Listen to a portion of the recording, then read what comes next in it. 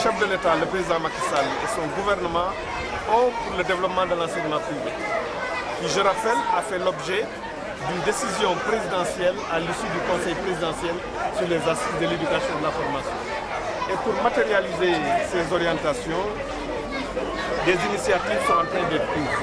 Il s'agit d'abord de la révision des textes du projet de loi, et puis du décret organisant l'enseignement privé.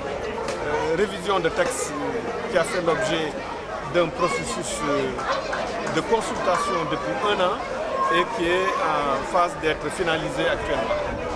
Il s'agit aussi de la décision que nous avons prise que les déclarants responsables d'établissements privés puissent, au même titre que le ministère de l'Éducation nationale, utiliser les services de l'imprimerie du ministère de l'Éducation nationale selon des modalités transparentes à définir, bien sûr. Il s'agit aussi de la réforme de l'organigramme du ministère, réforme qui va permettre de donner une place plus importante à l'enseignement privé parce que de simple division, l'enseignement privé va occuper une direction qui est intitulée Direction de la régulation et de la normalisation de l'enseignement privé.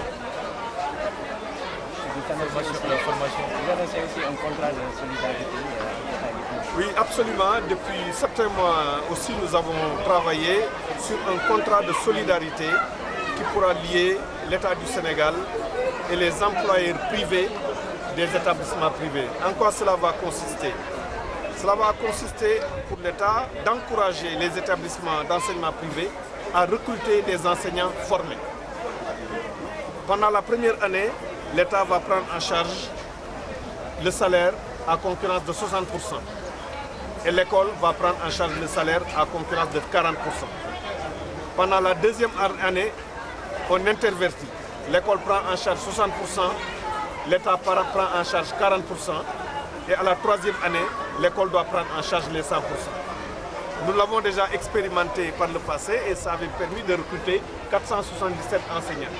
Et cette initiative permettra aussi de lutter, comme je l'ai évoqué dans mon discours, l'exercice de la profession d'enseignant par des enseignants fonctionnaires agents de l'État dans les établissements publics.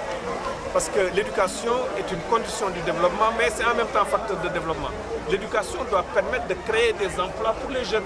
Donc les établissements privés ne doivent pas seulement compter sur les agents de l'État enseignants, mais doivent avoir l'ambition à terme de pouvoir former des enseignants qualifiés, de les utiliser. C'est ainsi que les établissements privés participeront aussi au développement du pays et à la création d'emplois.